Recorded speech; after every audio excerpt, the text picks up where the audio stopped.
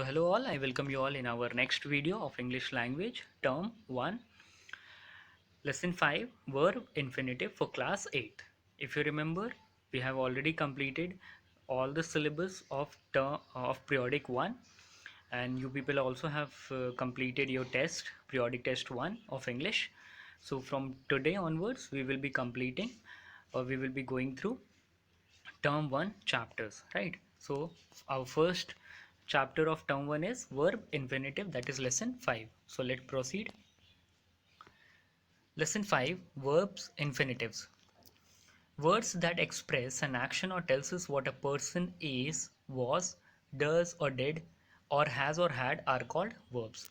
आपको पता है वर्ब हमारे जो वर्ब होते हैं वो क्या बताते हैं, वो एक्शन को एक्सप्रेस करते हैं या पर्सन के बारे में बताते हैं, ठीक है, कि वो क्या था क्या है, ठीक है, उसने क्या किया था या क्या किया है या उसके पास क्या था और क्या है। तो ये सारी इन्फॉर्मेशन हमें कौन देता है, वर्ब देते हैं। And as you know verb are of two kinds, first is, am, are, these are auxiliary or helping verb, and grow, running or run, fast, slow, eat, now these are writing, now these are action verb, right? So let's read further examples. Ruskin Bond is a famous author, right? B1, he has a house in Missouri. C1, he has written many stories for children. Now I hope you people have understood these three sentences, which are very simple, right? In the above sentences, is, has written and has are verbs. Now कैसे पता कि ये verb है, क्योंकि sentence में अभी यहाँ पे बोल रहे हैं कि जो ऊपर वाले ए वाले सेंटेंस में आप देख सकते हो इज लिखा हुआ है, हैज़ सेकेंड वाले सेंटेंस में लिखा हुआ है, एंड थर्ड वाले सेंटेंस में लिखा हुआ है has written. Now these are verbs. Now how, let's see. These verbs tells us that the subject Ruskin Bond is a famous author. ये वर्ब इसलिए हैं because in first is the only word which is acting or which is a verb that is telling us that the state of Ruskin Bond, right? State बता रहा है. Second, indicate action has written, जो कि third वाले sentence में has written है. तो has के साथ जो written है, has is being an helping verb and written is being an action verb. They both are verbs and they are telling the action, right? Present action, right? Or what he has done as an action. Third, again has is there but without any action verb. B वाले sentence में सिर्फ has लिखा हुआ है which is showing possession और ownership, right? So verb पहले वाले sentence में इज़ क्या काम कर रहा है, स्टेट बता रहा है, मीन्स कंडीशन बता रहा है, राइट? सेकेंड वाले में पोजेशन या ओनरशिप बता रहा है, और थर्ड वाले सेंटेंस में हैज़ क्या बता रहा है, रिटन के साथ action, right? So let proceed further class. So जो अभी हमने पिछला पढ़ा है अभी वर्ब के बारे में तीनों सेंटेंसेस में, उसको मैंने और डिटेल में यहाँ पे समझाया है इस स्लाइड में. So you need to focus very sincerely. Functions of verb. Now I am talking about the verb which are known as auxiliary verb or helping verb. Now what are they? Is, am, are, was, were, has, have, had, do, does, did, will, shall, etc. Now all these are considered as helping verb or auxiliary verb, and they are the verbs which performs these four important functions in English grammar. Let's see one by one and understand them. First is what first function they have is they help us in framing sentences, right? हम जो भी sentences बनाते हैं उनमें ये सारे helping verb हमें क्या करते हैं, help करते हैं sentence बनाने में. Example आप देख सकते हो, I am writing a letter. So this is a simple sentence and am is playing a main role because if I wouldn't have used am, then I wouldn't have written this particular sentence. अगर मैंने M का use नहीं किया होता जो कि verb है, helping verb है, तो मैं ये सेंटेंस बना नहीं पाता, राइट? सो हेल्पिंग वर्ब और auxiliary verb, these are the verb that help us in framing a sentences, right? So over here you can see am, जो कि अंडरलाइन है ग्रीन कलर से मैंने उसे हाईलाइट किया है, तो वो एम क्या है, हेल्पिंग और ऑक्सिलरी वर्ब. सेकेंड फंक्शन पे आते हैं. That tells us about the position और ओनरशिप. अब ये हेल्पिंग वर्ब क्या करते हैं, ये हमें ओनरशिप या पोजीशन के बारे में बताते हैं. Example, I have 2 hands, right. So have क्या दिखा रहा है, पोजीशन दिखा रहा है कि मेरे पास 2 हाथ हैं. तो हैव मतलब position, right, which is, and at the same time have is a helping verb or auxiliary verb, but it is also playing the role of or telling the position or ownership in our sentence, right, which is a helping verb. Third function देखते हैं, that tells us about the state और condition. और यही और ये helping verb हमें state या conditions भी सब्जेक्ट या ऑब्जेक्ट के बारे में बताते हैं. Example, he is sad. Is जो कि प्रेजेंट टाइम दिखा रहा है, और इस साथ साथ एक चीज़ और दिखा रहा है, वो है स्टेट. इस ही जो है हमारा सब्जेक्ट है, उसकी स्टेट या कंडीशन दिखा रहा है कि अभी वो कैसा है, दुखी है. या ही वॉज सैड, वो पहले कैसा था, दुखी था. या कल वो कैसा रहेगा, दुखी रहेगा, he will be sad, right. तो इज, वॉज, ये विल, ये क्या दिखा रहे हैं, ये हमें स्टेट या कंडीशंस भी दिखाते हैं of a subject in a sentence, right. This was the third function. Now let us come to the fourth one. That tells us about the time, that is tense. और ये time या tense के बारे में भी बताते हैं. Example लिखा हुआ है, आप देख सकते हो. इट वॉज रेनिंग, कह सकते हैं कल बारिश हो रही थी. इट इज़ रेनिंग, बारिश हो रही है. इट विल रेन, बारिश होगी. दैट मीन्स वॉज के साथ पास्ट बता रहा है, इसके साथ प्रेजेंट बता रहा है, एंड विल क्या बता रहा है, आने वाला फ्यूचर बता रहा है. So you can see how tense is getting uh, tense is getting disclosed with the use of these helping verb or auxiliary verb, right. So these are the main 4 functions which every helping verb or auxiliary verb does in English grammar, right. So let's proceed for the class. Now, transitive and intransitive verbs. Now, these verbs are further bifurcated, means especially action verbs are further bifurcated or divided into transitive or intransitive verbs. Let's see and understand them. Verbs may be transitive or intransitive. अब verbs जो हैं वो transitive भी हो सकते हैं, intransitive भी हो सकते हैं, right? A transitive verb requires an object to complete its meaning and indicate an action which passes over from the doer to an object, right. अब ट्रांजिटिव वर्ब क्या होते हैं, ट्रांजिटिव वर्ब वो वर्ब होते हैं जिनको रिक्वायरमेंट किसकी पड़ती है, ऑब्जेक्ट की. तभी वो अपनी एक कंप्लीट मीनिंग या सेंस बता पाते हैं, right. And indicate an action, और वो एक्शन इंडिकेट करते हैं जो कि पास कहाँ से होता है, डूअर से ऑब्जेक्ट को, right. From the doer to the और to an object, right. Example, I found the necklace. So I क्या है, सब्जेक्ट है. फाउंड ट्रांजिटिव वर्ब है.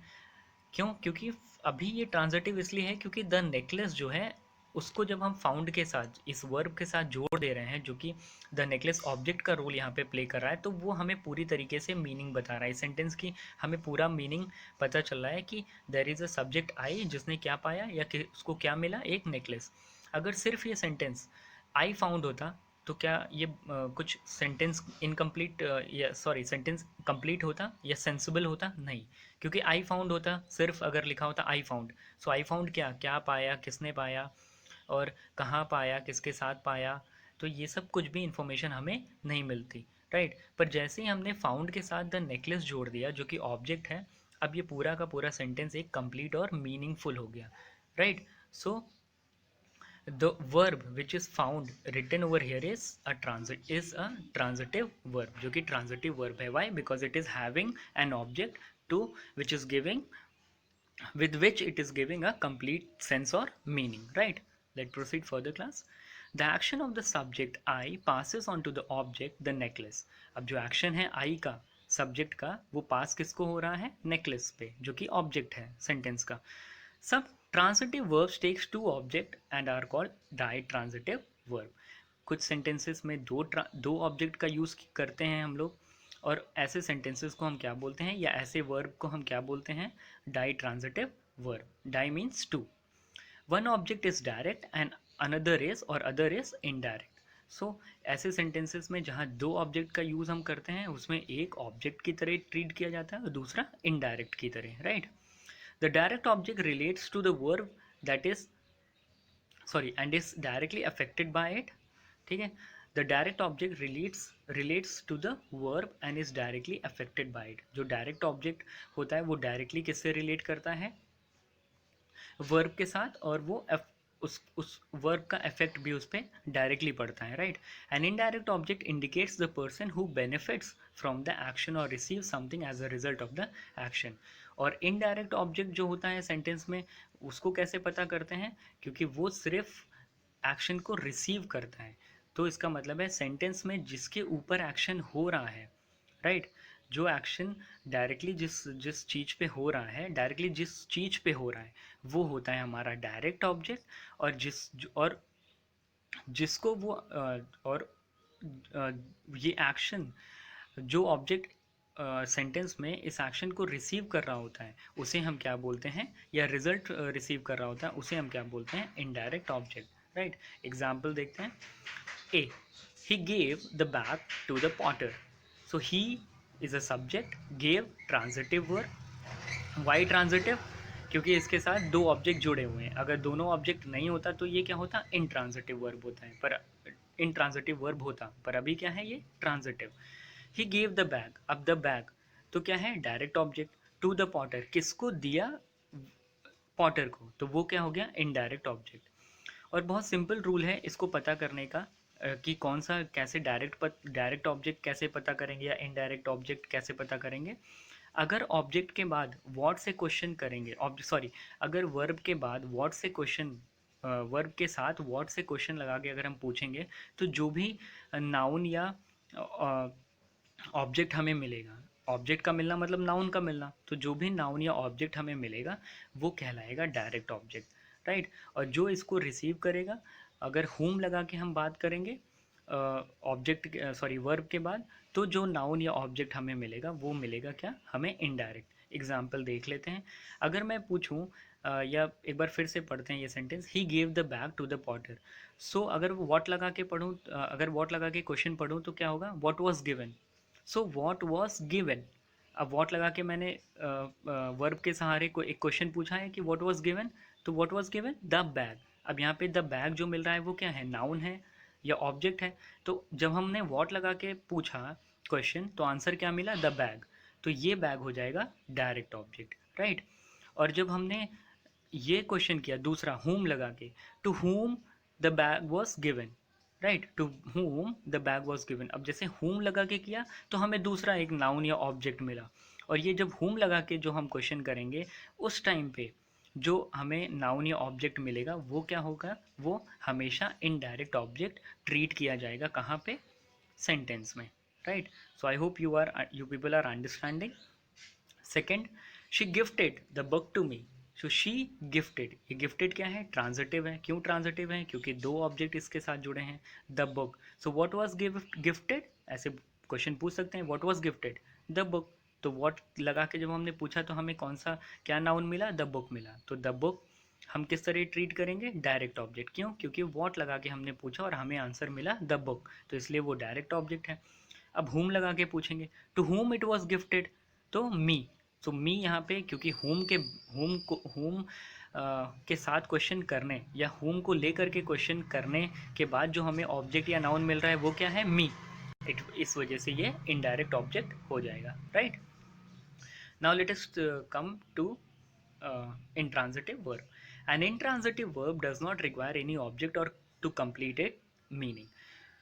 Now, intransitive verb are the verbs that do not require any object to complete its meaning. That means they remain unsensible or incomplete always. Right? Example लिखा हुआ है, the dog jumped. अब the dog क्या है, subject है, समझ में आ रहा है। jumped इंट्रांजिटिव वर्ब है। क्यों, क्योंकि जंप के बाद कुछ भी आगे कोई भी इंफॉर्मेशन देने वाला ग्रुप ऑफ वर्ड्स नहीं लिखा हुआ है उस वर्ब के बाद। तो ये वर्ब जो बिना ऑब्जेक्ट के होते हैं, या चाहे वो डायरेक्ट के हो चाहे वो इनडायरेक्ट के बिना हो, अगर कोई भी ऑब्जेक्ट यहाँ पे नहीं है तो इसका मतलब है दिस पर्टिकुलर वर्ब और verb like this will always be treated as intransitive verb. अब अगर हिंदी में इसे कन्वर्ट करेंगे तो कैसे होगा, द डॉग जंप्ड, मतलब कुत्ते ने जंप किया, पर कहाँ किया, किसके ऊपर किया, कैसे किया, क्यों किया, ये हमें कोई भी इन्फॉर्मेशन नहीं मिल रहा है, पूरी कंप्लीट इन्फॉर्मेशन नहीं दे रहा है कौन, ये वर्ब। jumped. So इसीलिए this word or this verb jumped is an intransitive verb, right? So एक कंक्लूजन छोटा सा, किसी भी वर्ब के साथ अगर ऑब्जेक्ट है तो वो ट्रांजिटिव है, किसी भी वर्ब के साथ अगर कोई भी ऑब्जेक्ट नहीं है तो वो इनट्रांजिटिव वर्ब है, और किसी भी वर्ब के साथ अगर दो ऑब्जेक्ट है तो वो क्या कहलाएगा, ditransitive verb, right? Let proceed further class. Sometimes an intransitive verb which does not require an object requires a word or group of words to make complete sense. This word or group of words is called a complement. It refers to the subject of the sentence. Right? So कई बार ऐसा होता है कि intransitive verb होते हैं जो कि कोई भी ऑब्जेक्ट रिक्वायर नहीं करते हैं, पर उनको कंप्लीट किया जाता है एक वर्ड से या ग्रुप ऑफ वर्ड से, उस वर्ब को, उस इंट्रांजिटिव वर्ब को ट्रांजिटिव वर्ब में कन्वर्ट किया जाता है, मीन्स बदला जाता है, राइट? और इन्हीं वर्ड और ग्रुप ऑफ वर्ड जो उस इंट्रांजिटिव वर्ब में हम जोड़ते हैं लास्ट में, तो इन्हीं वर्ड या ग्रुप ऑफ वर्ड्स को हम क्या बोलते हैं, कॉम्प्लीमेंट बोलते हैं. It refers to the subject of the sentence. Now in these two sentences or examples, जो भी कॉम्प्लीमेंट लास्ट में आ रहा है वर्ब के बाद, वो क्या कहला रहा है, वो सब्जेक्ट कॉम्प्लीमेंट है, क्योंकि ये कॉम्प्लीमेंट या ये ग्रुप ऑफ वर्ड डायरेक्टली किसको रेफर कर रहे हैं या किसके बारे में बता रहे हैं, सब्जेक्ट के बारे में. और कोई भी कॉम्प्लीमेंट जब ऐसे लिखा रहे और अगर वो रेफर बैक कर रहा है किसको, सब्जेक्ट को, तो वो इमिडिएटली क्या कहलाता है, subject complement, right? Object complement भी होते हैं और सब्जेक्ट कॉम्प्लीमेंट भी होते हैं. पर इन दोनों एग्जाम्पल्स में, यहाँ पे मेलोडियसली आप देख सकते हो, फ्रीडम फाइटर आप देख सकते हो, ये दोनों क्या है, सब्जेक्ट कॉम्प्लीमेंट. क्यों? क्योंकि ये सब्जेक्ट के बारे में इंफॉर्मेशन दे रहे हैं या बता रहे हैं, right? So let's study the examples. Lata Mangeshkar sings melodiously. अब लता मंगेशकर क्या है, सब्जेक्ट है, सिंग्स क्या है, वर्ब है. अगर सिर्फ ये लता मंगेशकर सिंग्स होता, अगर सिर्फ इतना लिखा होता लता मंगेशकर सिंग्स, तो क्या हमें आगे पता चल पाता, नहीं. और यहाँ पे जो वर्ब है अगर इतना ही लिखा होता तो ये जो वर्ब सिंग है वो क्या कहलाता, इंट्रांजिटिव. पर क्योंकि अब ये एक वर्ड मेलोडियसली इसमें जोड़ दिया गया है जो कि कॉम्प्लीमेंट का काम कर रहा है, तो इसलिए अब ये सिंग क्या बन चुका है, ट्रांजिटिव वर्ब. क्यों transitive? Because it is having a complement which is giving full meaning, right? So और ये कॉम्प्लीमेंट भी किसके बारे में दे रहा है, किसके बारे में बता रहा है या किसके बारे में इंफॉर्मेशन दे रहा है, लता मंगेशकर के बारे में. So that is why melodiously is a word और is a particular word that is acting as an as a complement in this particular sentence, thus making the verb sing transitive, right? Second one, Subhash Chandra Bose was a freedom fighter. अब सुभाष चंद्र बोस क्या है, subject है, was. So Subhash Chandra Bose was a freedom fighter. So in this sentence, Subhash Chandra Bose is a subject, was is a verb, and a freedom fighter, which is or which are a group of words playing the role of a complement, right? So why complement? Because these group of words are telling or giving much more information about Subhash Chandra Bose, right? So हो सकता है, it may be that you people are having confusion that how to predict what is an object, or how to predict what is a complement. So the difference between subject and object and complement we will be studying in our next video in a very sincere, or in a very going deeply through that particular topic, right? But in our next video. In these sentences sings and was are verb. Sing and was इन दोनों sentences में, sings first वाले में और second वाले में was, ये क्या है, verbs है, right? The words melodiously and a freedom fighter are not object but complements which refer to the subject in each sentence. जो melodiously first वाले sentence में लिखा हुआ है और second वाले sentence में freedom fighter, ये object नहीं है but they are complement because they are referring back to the subject in both the sentences, right? Let's proceed further, class. So students, you all have to write down all the things given on page number 36 and 37 in your classwork copy and learn the definition of transitive verb, intransitive verb and complement, and also complete exercise A and B of lesson 5 in your book, right? So these are your homeworks. You have to do it and you have to send me the pics by tomorrow on Tuesday morning, right? So till then, stay safe and take care. Thank you, class.